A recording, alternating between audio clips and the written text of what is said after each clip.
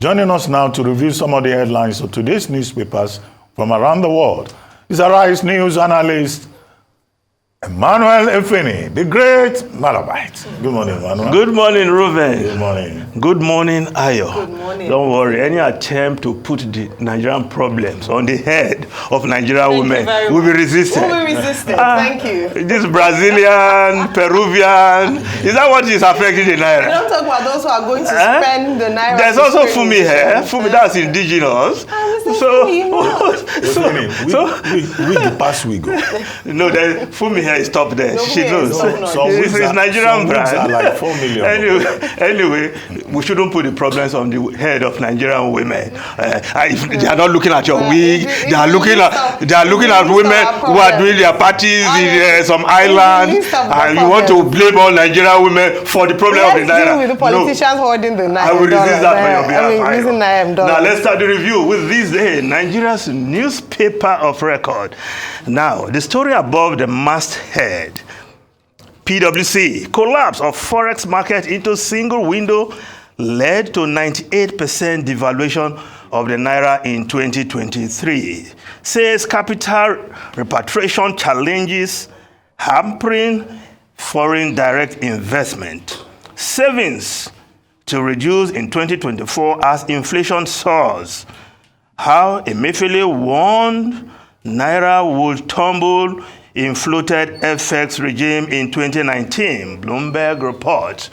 Well, the challenge of the Naira and its tumbling value is one major headache this government had to resolve. Otherwise, of course, the impact in all other aspects of the economy is very clear for all to see. And the government set out with the target of harmonization. Harmonization we have not achieved. But the real issue is that we have seen 98% devaluation of the Naira in the last 1 year or thereabout. So the problem continues. The gap between the I and E window and the parallel market wide as ever, if not even wider than before May 29. And of course, the value of the Naira, whether you want to conjure the fair value, the real value, but of course, we know what obtains in the market right now. Over 900 Naira in the official I and E window, over 1,400 in the parallel market. That is the fate of the Naira. And yes, we won't blame the women. Now, we'll look at the lead story of this day. Mali, Burkina Faso, Niger quit ECOWAS, says regional bloc under foreign control. Alleged organization failed to support their fight against terrorism insecurity. Declare group has become a threat to member states and populations. Commission, no formal letter of membership withdrawal yet. Atiku, it is the result of serious diplomatic meltdown. Yes, the military leaders in 3 countries, Mali, Burkina Faso, and Niger, came up and said they are pulling out of ECOWAS, the regional body of the Economic Community of West African States. This is a diplomatic blow. It is an economic blow, especially as it relates to Africa Free Trade Area, because in that, after the African Continental Free Trade Area, the regional bodies are supposed to be the pillars of this body that was meant to ensure free trade and trade across Africa. But with this, I think that is a huge blow to the Africa Free Trade Area, or the agreement signed in that regard. Now, other newspapers are also reporting this story. The Guardian newspaper, coup fallout, trade security concerns as Mali, Niger, Burkina Faso exit ECOWAS. But there's a story also on the front page of the Guardian newspaper. US-based professor shot dead in Osun after party. Mob kills gunman. Well, this is a sad story. A US-based professor who was in town, shot dead somewhere in Osun. And if we just look at another story there, petrol trading lifts NNPC profit to $2.7 billion. Saudi Aramco declares 161 billion naira. NNPC declaring $2.7 billion, while Aramco, the Saudi oil company, Aramco declares $161 billion. You can see that the NNPC profit, yes, we may want to celebrate, but compared to its counterpart elsewhere, it's like just a drop.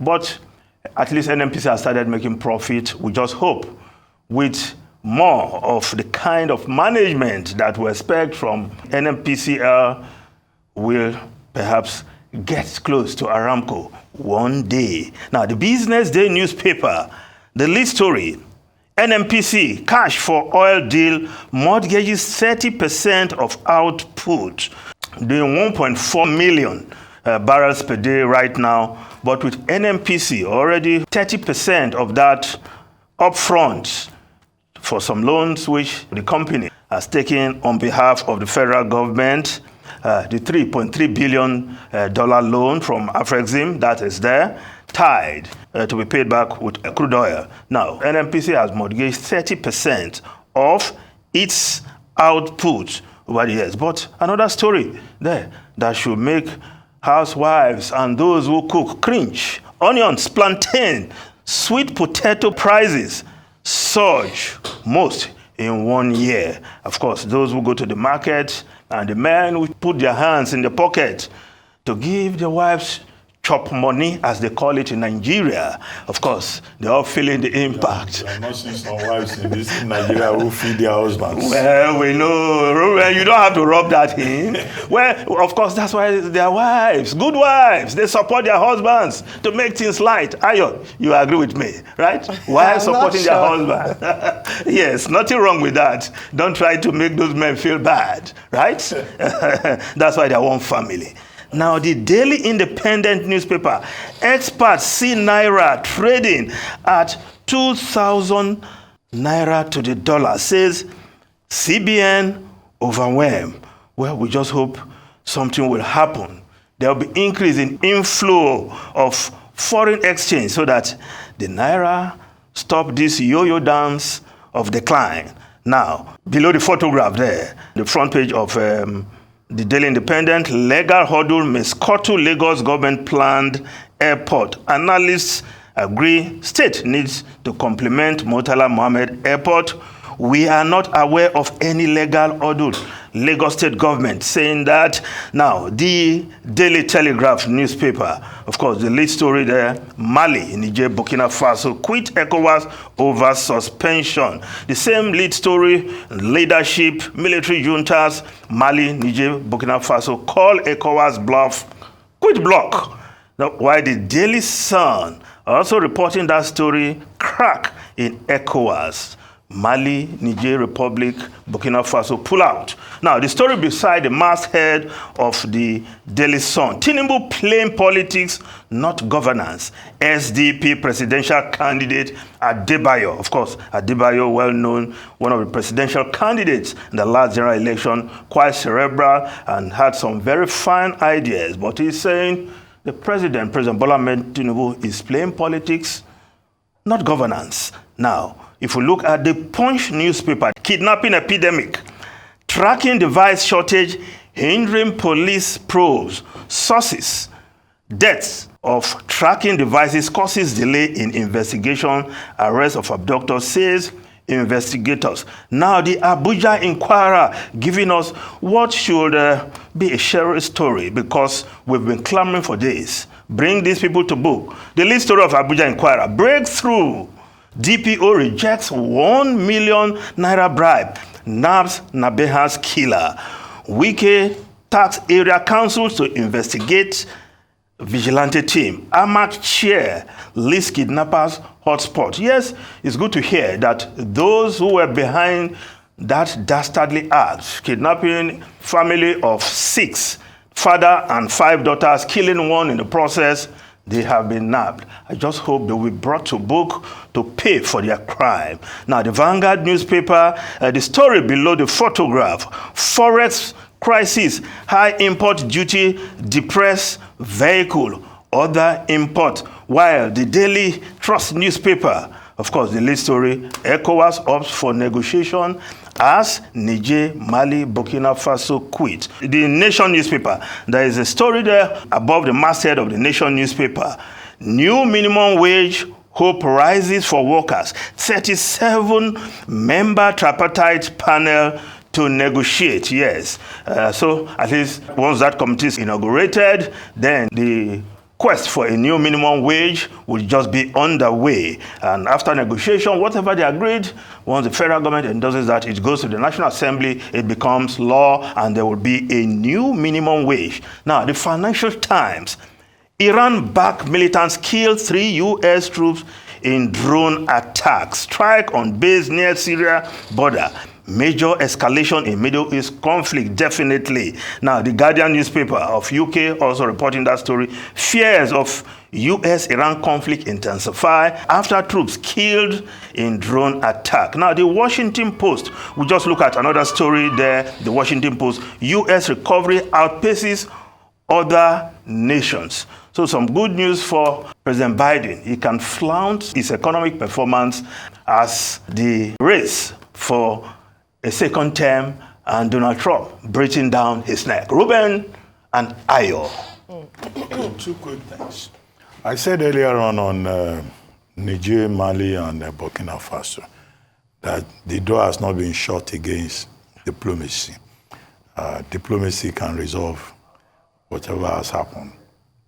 After all, Mauritania was one of the founding members of ECOWAS in 1975. But the same Mauritania withdrew its membership in the year 2000. But in 2017, Mauritania had to come back to ask for associate membership of ECOWAS. The only country that has asked for membership of ECOWAS at one point or the other that was not allowed was Morocco, because the fear was that if you allow Morocco, Morocco will become a route through which goods will be brought in from Europe. And the same ECOWAS bloc that is looking for economic integration would not take full advantage of the founding principles. Now, but what I don't know is the wisdom in the decision that Niger, Mali, and Burkina Faso have taken for this reason. Part of the protocols of ECOWAS allows free movement of goods and services among member states. So these 3 states have isolated themselves. So they also cannot benefit from such things as peacekeeping, security cooperation, and also, free movement of goods and services. But the question you can ask is that if Mali has survived for 3 years without ECOWAS, and Niger has survived for more than 1 year, and Burkina Faso has survived for 2 years, then it probably occurred to them that they may not need ECOWAS after all. So perhaps we could have handled, the ECOWAS leaders could have handled the issues of coup, and blockade, sanction differently. Yeah, but it's a matter of principle, because the constitutive act of ECOWAS is against military intervention. Yes, but what looks like total blockade, cutting off even power by Nigeria to Niger, and you left that country with no option than to think otherwise. After all, what was this all about? Let's see what diplomacy can resolve. The other issue I wanted to comment upon is the killing of 3 Americans in Jordan, close to the Syrian border, by the Iran-backed Houthi rebels. President Biden has threatened to retaliate, to revenge. And this will be the first time directly that American troops will be targeted since the conflict between Israel and Hamas began on October 7, 2023. And the big fear here is the escalation of the conflict. The Houthi rebels haven't resolved that they are not going to stop the attacks along the Suez Canal until Hamas triumphs in the matter. But who can say when Hamas would win or not win. No, well, of course, what they also want, they just want ceasefire. Yeah, if that war ends today, I think that will stop. So it's not as if Hamas has to win. So the problem, therefore, is that you can most likely have an escalation that would, open another chapter of conflict in the Middle East. The other side of it, of course, is that oil price went up. Brent crude by 0.4%. I think as of this morning, it's now $83.45. WTI also increased by 39 cents, also 0.4%. So it's gone up to $78. But I don't want to make any further comment on that so that we are not jubilating that Nigeria will make more money, whereas we face a major international humanitarian crisis in the Middle East. Yeah, absolutely.